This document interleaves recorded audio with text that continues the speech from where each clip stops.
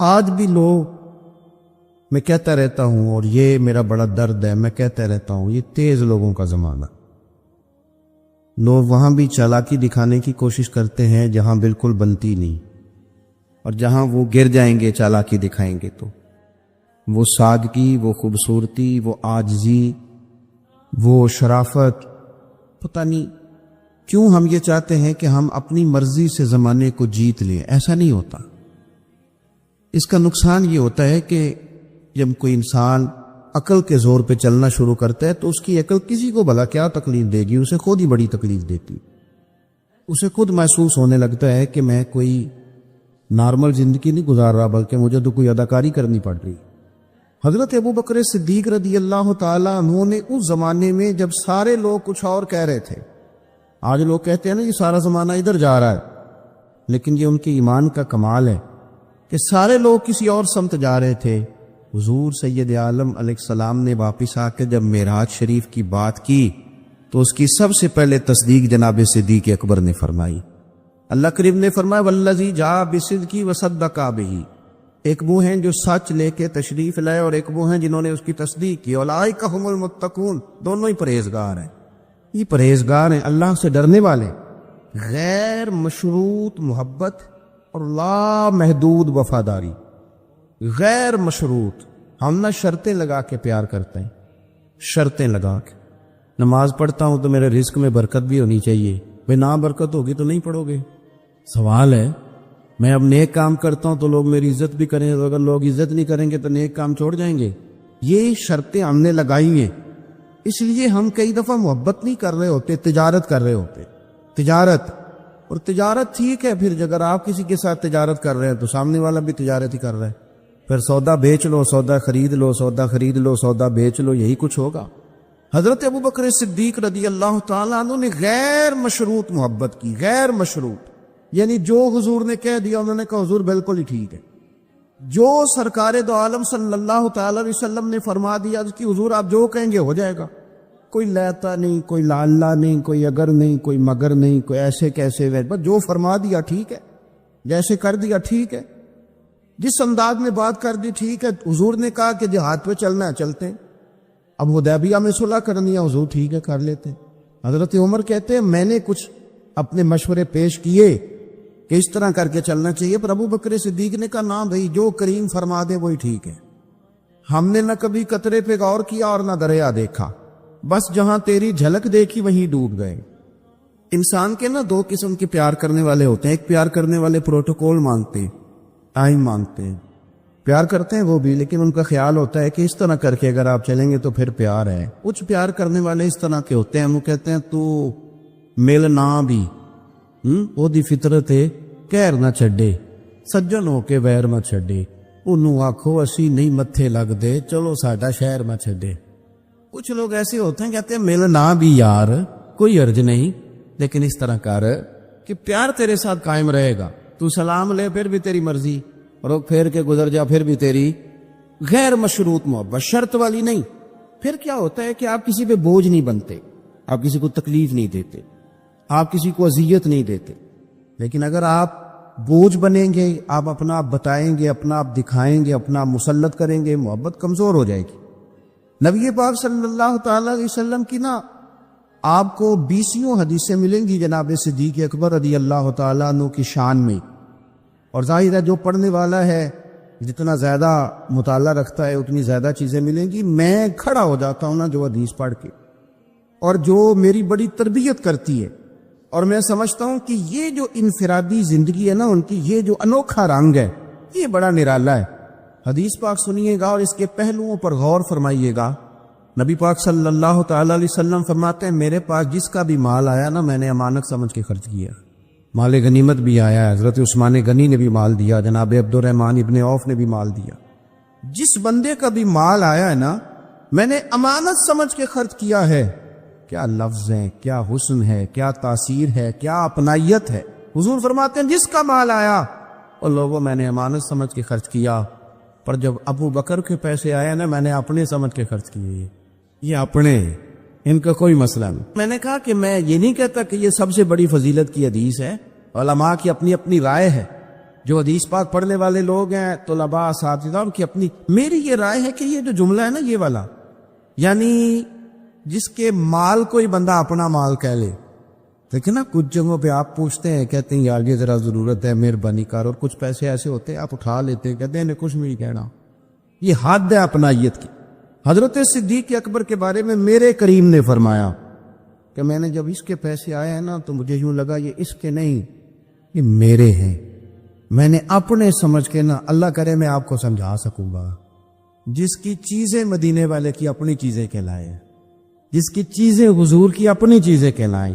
اب بات کو سمجھے، حضرت ابو بکر صدیق نے غیر مشروط محبت کی، لا محدود وفاداری کی، بغیر حیل و حجت کے پیار کی، صبحیں شامیں دوپہر ہر چیز کریم کے نام کر دی۔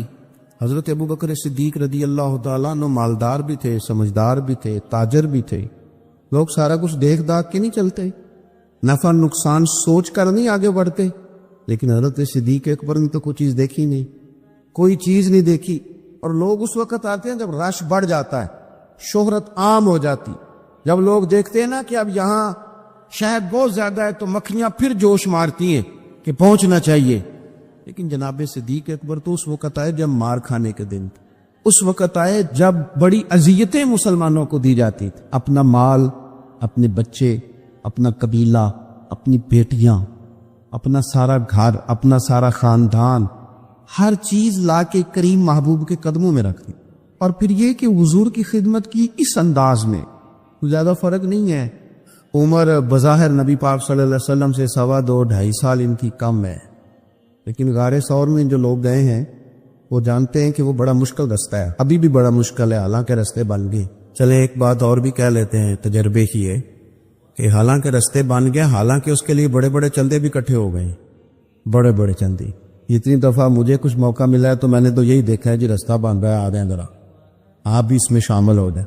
چندے والا معاملہ بھی بڑا سپر ہے، کس کس انداز میں لوگ جمع کرتے، رستہ بن گیا ہے، لوگوں کے لیے آسانیاں ہو گئی ہیں، ہاتھ کے اندر بڑی بڑی روشنیاں ہیں، کھانے پینے کا رستے میں موقع ملتا ہے، آسانیاں سہولیات ہیں، لیکن جناب صدیق اکبر کہتے ہیں رات کی تنہائی میں جب میں نے حضور کے مقدس قدموں میں ورم دیکھا، تکلیف دیکھی، تو میں نے کہا حضور مہربانی کریں آپ میرے کندھے پہ نہیں آ جاتے، کندھے پہ اٹھایا حضور کو، پباں پار قدم نہیں جے لاؤندا تے 100 پہاڑ تے چڑھیا جاندا تے او پیا جاندا تے یار ندی دا تے اے اصلی دلدار نبی کا، کنوں پہ بٹھا کے نا حضور کو تو غار میں لے گئے۔ اب ایک اور بات بھی ذرا سمجھنا، وہاں جا کے نا تو حضور کو بٹھا لیا، کہنے لگے تو آپ ذرا ٹھہرے میں اندر دیکھتا ہوں، کوئی چیز ہو نا کبھی میں پہلے صفائی کر لوں، کوئی چیز تکلیف دینے والی ہو تو مجھے تکلیف دے، پہلے اندر گئے، صفائی کی، جھاڑ پونچھ کی، پھر حضور کو بلایا۔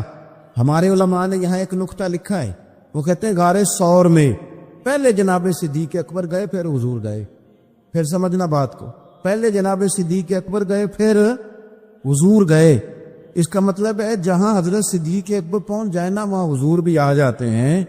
تو علماء کہتے ہیں تو اپنے دل میں نا جناب صدیق اکبر کے لیے جگہ بنا، مدینے والے بھی تیرے دل کو پسند فرما لیں گے، جگہ بنانا جناب صدیق کے لیے، اپنے دل میں جگہ بنانا، اس شخص سے پیار کر۔ حضرت صدیق اکبر تو امت کے استاد ہیں، جس نے ادب سیکھا ہے حضور کا جناب صدیق اکبر سے سیکھا، جس نے وفاداری سیکھی اس نے جناب صدیق اکبر سے سیکھی، جس شخص نے نبی پاک علیہ الصلوۃ والسلام کی اتباع سیکھی اس نے جناب صدیق اکبر سے سیکھی، اپنی زندگی کو باندھ کر حضور کے قدموں میں گرا دیا، جس طرح حضور نے فرمایا، جس مقام پہ حضور نے فرمایا، جو نبی پاک نے چاہت کی، جس طرح رسول پاک صلی اللہ علیہ وسلم نے پسند فرمایا۔ کسی نے ایک دن پوچھا تھا سب سے زیادہ خوش کس دن ہوئے؟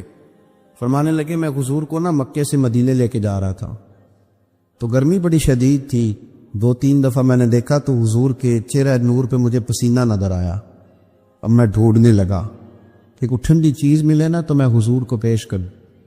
خشکی جو ہوتی ہے نا، خشکی تو یہ تو ویسے ہی بڑی تکلیف کرتی ہے، خشکی اگر جسم پہ کبھی ہو جائے نا تو بندے کہیں جم کے بیٹھنا بڑا مشکل ہو جاتا ہے۔ خشکی جو ہو جاتی ہے، خشکی جسم پہ ہو جائے تو بڑا تنگ کرتی ہے، تو اگر کسی کے دماغ میں ہو جائے تو پھر تو بڑی خرابی کرتی ہے۔ یہاں نا لوگوں کو خشکی ہو گئی ہے دماغ میں بہت زیادہ، بڑی اور اتنی زیادہ ہے بعض لوگوں کو کہ شاید ان کو نہلا دے سرسوں کے تیل میں تو پھر بھی نہ ٹھیک ہو. خدا کے بندے سمجھتے نہیں. اس شخصیت کے بارے میں لب کشائی کرتے ہو، ان کے بارے میں جن کے بارے میں میرے کریم رسول علیہ السلام نے فرمایا میرے ساتھ جس نے نیکی کی میں نے بدلہ دے دیا. ابو بکر کا بازو پکڑ کے اللہ کی بارگاہ میں لے جاؤں گا، کہوں گا یا اللہ تو ہی اسے احسانوں کے بدلے عطا فرما. کیا بات کرتے ہیں، اس شخص کے اتنی خشکی ہو گئی ہے دماغوں میں، سوچنا سمجھنا ہی لوگوں نے چھوڑ دیا ہے. حضرت سیدنا ابو بکر صدیق کہتے ہیں میں دیکھ رہا تھا گرمی بڑی شدید ہے. لوگ کہتے ہیں جی آپ حدیث پاک بیان کریں، آپ ان کا کوئی کلام سنائیں، تو میں کیا کرتا ہوں ذات سے پیار نہ ہو تو بات سے بھی نہیں ہوتا. پہلے ذات سے پیار کر لو پھر ان کی بات سے بھی پیار. یہ دیکھو نا جناب صدیق اکبر رضی اللہ تعالیٰ عنہ تبلیغ نہیں کر رہے اس وقت، وہ دعوت دین نہیں دے رہے، بتا کیا رہے ہیں. تم بار بار چہرہ دیکھتا تو حضور سید عالم صلی اللہ تعالیٰ علیہ وسلم کو نا پسینہ مبارک آ رہا تھا، تو میں کوئی چھاؤں ڈھونڈنے لگا. ایک جگہ میں نے دیکھا ایک ڈھلان ہے پہاڑ کی، اس کے نیچے کوئی جگہ دی، میں نے جا کے جلدی سے صاف کی. میں نے وہاں کوئی چیز بچھائی. ایک روایت ہے چمڑے کا بستر بچھایا، اور ایک میں آتا ہے کہ اپنی چادر اتار کے بچھائی، امامہ کھول کے بچھایا. کریم محبوب صلی اللہ تعالیٰ علیہ وسلم کو وہاں لٹایا. کہتے اب میں ڈھونڈنے لگا کوئی ٹھنڈی چیز مل جائے گا. ہاں میری بات کو سمجھے، جس طرح کوئی لاڑ نہیں لڑاتا کسی کے، جس طرح اماں بڑا پیار کرتی ہے تو وہ خیال نہیں کرتی اس کی دھوپ کا، چھاؤں کا، کپڑے کا، آنے کا، بیٹھنے کا. کسی نے کہا تھا کہ ٹوٹ جانوں میں کھلونوں کی طرح ہوتا ہے، آدمی عشق میں بچوں کی طرح ہوتا ہے. ٹوٹ جانے میں کھلونوں کی طرح ہوتا ہے اور آدمی عشق میں بچوں کی طرح وہ ضدیں کرتا ہے، نہیں میں نے اماں کے پاس ہی جانا ہے، نہیں میں نے اماں کے پاس ہی جانا ہے، کیونکہ آدمی عشق میں بچوں کی طرح ہوتا ہے. حضرت ابو بکر صدیق رضی اللہ تعالیٰ عنہ کہتے میں ڈھونڈ رہا تھا کوئی ٹھنڈی چیز، اور پردیس کا ماحول ہے، مسافر ہے ہم. چرواہا بکریاں چرا رہا تھا. میں نے اسے کہا تھوڑا دودھ دے دو گے؟ اس نے کہا زیادہ پیسے لوں گا. میں نے کہا جتنا تیرا دل کرے لے. لیکن جب وہ دودھ دھونے لگا تو میں نے کہا کہ پہلے ہاتھ بھی دھو لے، پیالہ بھی دھو لے. کہنے لگا یار بڑے پاک صاف ہو. میں نے کہا نہیں تجھے نہیں پتا، جن کے لیے لے کے جانا ہے نا انہیں اللہ نے بڑا پاک صاف پیدا فرمایا ہے. فرماتے ہیں مجھے کہنے لگا خود ہی دودھ دھو لو. پہاڑ کے پیچھے کنواں تھا. اس نے کہا بڑی دور ہے. میں نے کہا تو دور نہ بتا، بس ایڈریس بتا.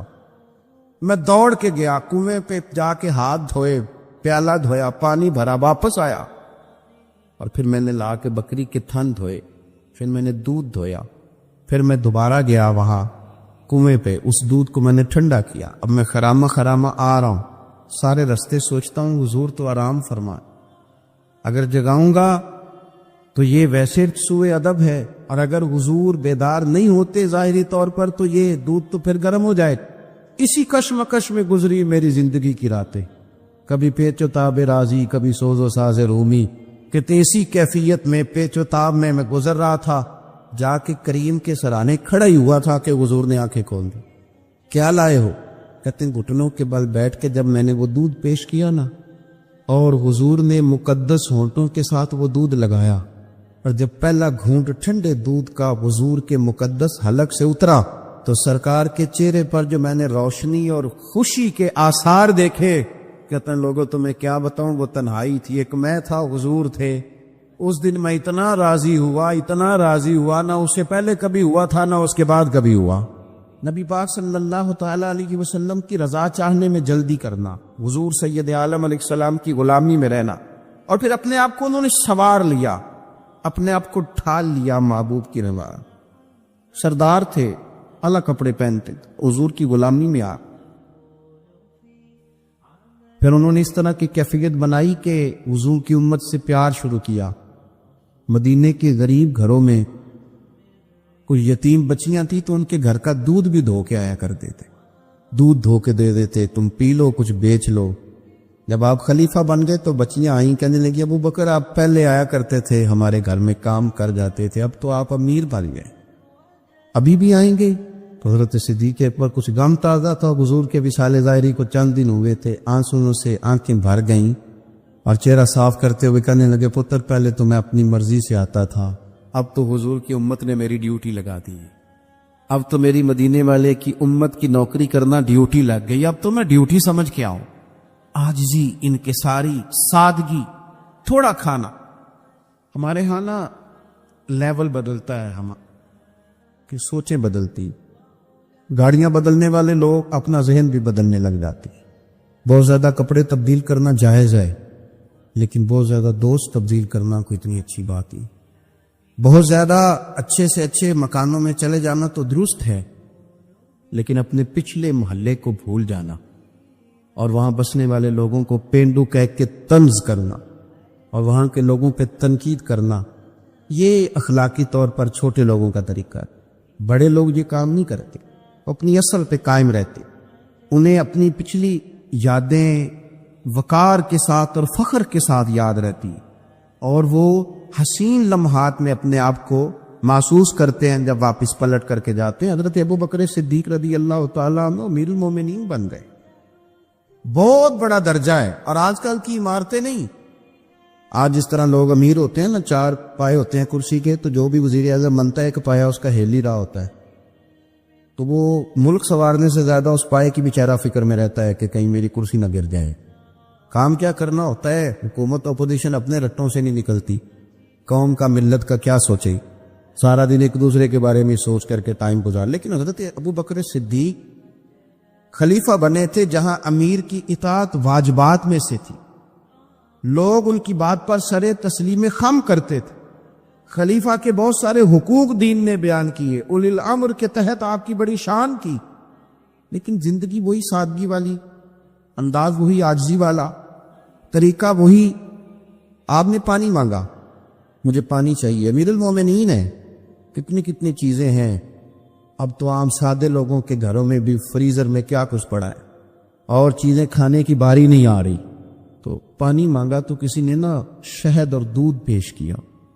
بڑی چیزیں ہوتی ہیں نا الگ سے بڑے لوگوں کے لیے، دودھ اور شہد پیش کیا تو جناب صدیق ایک پر رو پڑے، فرمانے لگے نہیں پانی لاؤ۔ حضور یہ چلیں آپ نہ پیئے، پر رونے والی کیا بات ہے؟ فرمانے لگے مجھے ڈر لگتا ہے میں کہیں دنیا دار نہ بن جائے، لے جاؤ۔ کہ حضرت کیا مطلب؟ فرمانے لگے میں حضور سید عالم صلی اللہ علیہ وسلم کی بارگاہ عالی مرتبت میں حاضر تھا، تو حضور کہہ رہے تھے کسی چیز کو دور ہو جا، دور ہو جا، دور ہو جا، چیز کوئی نظر نہیں آ رہی تھی۔ کچھ دیر سب لوگ خاموش رہے تو میں نے عرض کی حضور کچھ ہماری رعایت فرما دیں، کس کو دور کر رہے ہیں آپ؟ تو محبوب فرمانے لگے یہ دنیا کا مال ہے، دنیا داری ہے، میرے قریب آنے لگی تھی تو میں نے 3 دفعہ کہا دور ہو جا، دور ہو جا، دور ہو۔ فرمایا جب اسے کریم نے اپنے قریب نہیں کیا تو ہم دنیا کے معاملے میں اتنے محو ہو جائیں، طرح طرح کے کھانے، طرح طرح کے لباس، طرح طرح کے ہمارے اٹھنے بیٹھنے۔ اب کہاں میں نے نہیں دیکھا اب کوئی شخص ایسا ہو جو جوتے گانٹھ کے پہنتا ہو، ورنہ تو ایک پورا تھیلا لے کر کے جاتے تھے موچی کے پاس کہ ہمارے جوتے گانٹھ تھے۔ کہاں چلا گیا وہ دور؟ اور اس کے باوجود غربت کا رونا پہلے سے زیادہ رویا جا رہا ہے، پہلے سے زیادہ غربت کا رونا رویا جا رہا ہے۔ حضرت صدیق اکبر رضی اللہ تعالیٰ عنہ، عشق اگر عروج کا ہے تو اتباع کا جو جذبہ ہے اپنے آپ کو زیادہ نہ پھیلائیں، سہولیات کا اپنے آپ کو زیادہ عادی نہ کریں، پروٹوکول کا اپنے آپ کو عادی نہ کریں۔ عزتیں اللہ کی بارگاہ عالی مرتبت سے ملتی ہیں، لیکن اپنے اصولوں پہ قائم رہے۔ حضرت ابو بکر صدیق رضی اللہ تعالیٰ عنہ حضور کے وصال ظاہری کے بعد اپنی صاحبزادی سیدہ عائشہ صدیقہ رضی اللہ تعالیٰ عنہ کے گھر گئے تو جا کے دیر تک خاموش بیٹھے، دیر تک۔ تو سیدہ عائشہ صدیقہ رضی اللہ تعالیٰ عنہ عرض کرتی ہیں کہ آپ بڑے خاموش ہیں، کیا بات ہے؟ کہنے لگے پتر تیرے نے چھت پہ میں جب آتا تھا تو نور دیکھتا تھا، میں نور دیکھتا تھا۔ ایک بات اور عرض کروں آپ کی خدمت میں، یہ جو معرفت آج کل جس کا نام لوگوں نے رکھا ہے نا، معرفت، 2-3 گہری باتیں کر دینا، معرفت سب سے زیادہ اگر آپ کو ملے گی تو نبی پاک کے صحابہ میں ملے گی، حضور کی اولاد میں ملے گی۔ سب سے زیادہ معرفت وہاں سے سیکھے، ان کے اقوال، ان کے ارشادات، ان کا طور طریقہ، یہ معرفت ہے۔ یہ جس چیز کا ہم نے نام رکھا ہے نا، اب تو آپ یقین کریں جو مرضی بندہ بیٹھ کے، ہمارے ملک میں ایسے اسکالر ہیں جو تازے آئے ہیں تو وہ کہتے ہیں اقبال بھی ٹھیک نہیں تھے، فلانا بھی ٹھیک نہیں تھا۔ تو کسی نے پوچھا کہ یہ بندہ کیوں کہہ رہا ہے؟ تو میں نے کہا وہ اس لیے کہہ رہا ہے کہ کسی بڑے آدمی کی مخالفت کروں گا تو میرا نام ہوگا، کسی بڑے آدمی کی۔ سستی شہرت حاصل کرنے کے لیے لوگ بڑی بڑی کہانیاں گھڑتے، اصل معرفت وہی ہے جو مصطفیٰ کریم نے بتائی اور صحابہ کرام علیہم رضوان نے اسے ہم تک پہنچائے۔ مہربانی کریں کسی نئے رنگ روپ کی کوئی زیادہ ضرورت نہیں ہے۔ حضرت سیدنا ابو بکر صدیق رضی اللہ تعالیٰ عنہ کی معرفت کا کمال دیکھیں، فرمانے لگے بیٹا تیری چھت پہ میں نور دیکھتا تھا، آج دکھائی نہیں دے رہا، کیا معاملہ ہے؟ تو جناب عائشہ صدیقہ رضی اللہ تعالیٰ عنہ خاموش ہو گئی۔ دیر کے بعد کہنے لگی ابا جی کرتا میرا بڑا ہی پھٹ گیا تھا، پیبند لگنے کی جگہ نہیں تھی تو ایک کرتا نیا منگوایا ہے، پتہ نہیں یہ کہ دنیا داری نہ مجھ سے ہو گئی ہوں، ایک کرتا نیا۔ ہمارے ہاں تو یہ حالت ہے کہ خواتین کہتی ہیں کہ اے سود میں پہلا بھی ہوتے پاک گئی سے، تو وہ کیا کہیں گے کہ ایک ہی جوڑا ہے اس کے پاس، یعنی اگر دوبارہ جانا ہے نا منگنی کے لیے الگ، مہندی کے لیے الگ، ولیمے کے لیے، یہ ہمارا کلچر ہے اور اس کو ہم نے خود پروموٹ کیا ہے، اس میں ساری غلطی خواتین کی نہیں۔ حضرت عائشہ صدیقہ رضی اللہ تعالی عنہا کہتی ہیں کہ ابا جی میں نے نا ایک صرف کرتا نیا لیا ہے، تو جناب صدیق اکبر روئے، بیٹی کے سر پہ ہاتھ رکھا، کہنے لگے پتر ہم وہی ٹھیک ہے جہاں میں حضور نے کھڑا کیا ہے، انہی رستوں کے مسافر صحیح ہیں، وہی ٹھیک ہیں، بہت ساری دنیا داریاں، بہت سارے پروٹوکول، بہت ساری شہرتیں، بھول جاتے ہیں نا پھر انسان کئی دفعہ چیزیں، اب اتر وہی ٹھیک ہے۔ جناب عائشہ صدیقہ رضی اللہ تعالی عنہ فرماتی ہیں جناب صدیق اکبر گئے تو میں نے نیا کرتا اتار کے خیرات کر دیا، پرانے والا پہن لیا، شام کو لوٹ آئے، آنکھوں میں آنسو تھے، کہنے لگے پتر ہم اسی رنگ میں اچھے ہیں جو رنگ ہمیں رسول کائنات نے عطا فرمایا ہے۔ حضرت مصعب ابن عمیر بڑے مالدار تھے اور بڑے مہنگے جوڑے پہنتے تھے، پھر اللہ نے کرم کیا اور حضور کی غلامی میں آ گئے۔ میں حضرت مصعب ابن عمیر کو پڑھ کے نا تو ایک جملہ میں نے نیچے لکھا ہے، میں نے کہا اس کا مطلب ہے کہ سوٹوں میں، کوٹھیوں میں، گاڑیوں میں سکون نہیں، سکون تب بھی ہے جب ضمیر مطمئن ہو جائے۔ مالدار آدمی تھے پر یہاں پھٹے پرانے کپڑوں میں آ گئے، اس لیے کہ وہاں سب کچھ تھا، دل مطمئن نہیں تھا۔ تو پہلے حبشہ گئے ہجرت کر کے، پھر مکے واپس آئے، نوجوان آدمی، بوڑھا آدمی نہیں، جوان۔ نبی پاک صلی اللہ علیہ وسلم نے ڈیوٹی لگائی، فرمایا مدینے مجھ سے پہلے جاؤ، جا کے تبلیغ کرو۔ یہ وہاں گئے، کسی کے گھر میں، حضرت اسد بن زرارہ رضی اللہ تعالیٰ عنہ کے گھر میں ڈیرا لگایا۔ وہاں بنی ظفر کا ایک گھر تھا، ایک حضرت اسد بن زرارہ کا، وہاں تبلیغ کرتے، دین بتاتے۔ جوان آدمی اور امیر آدمی، منت کرنے کی کیا ضرورت ہے؟ کسی کی منت کرنے کی کیا ضرورت ہے؟ پر دروازے رسول پہ آئے نا، حیدر شاہ اس گلی کدے نہ رول دی، پر ہن تے رول دی رول گئی نا، آئے نا تو آ کے حضور کی بارگاہ سے پیغام لے کے یہاں پہنچ گئے۔ حضرت اسد بن زرارہ کے گھر میں ان کا قیام تھا رضی اللہ تعالیٰ، وہ مسلمان ہو چکے تھے، اور ان کی خالہ کے بیٹے تھے حضرت سعد بن معاذ، جو قبیلہ بنو اشہل کے سربراہ تھے، اپنے قبیلے کے سردار تھے، اور خالہ کے بیٹے تھے۔ وہاں آ گئے، حضرت مصعب بن عمیر نے تبلیغ شروع کر دی۔ شروع میں غریب لوگ کلمہ پڑھنے والے تھے، بات ذرا پھیلنے لگی تو حضرت سعد بن معاذ نے خود نہیں کہا، خالہ کے بیٹے تھے، نہ کہا وہ ناراض نہ ہو جائے۔ حضرت سید ابن حدیر کو بلایا اور بلا کے کہنے لگے یار تو جا، میرا وہ خالہ کا بیٹا ہے، میں کوئی بات کروں گا تو وہ ناراض ہو جائے گا، جا سمجھا، وہ ہمارے سادہ لوگوں کو کہہ رہے ہیں کہ تمہارے باپ دادا بھی گمراہ تھے، بت پوجتے تھے، واپس آؤ، تو وہ تو ایک نئی ترانے لا دے، جا کے۔ اب وہ بھی سردار بندے تھے۔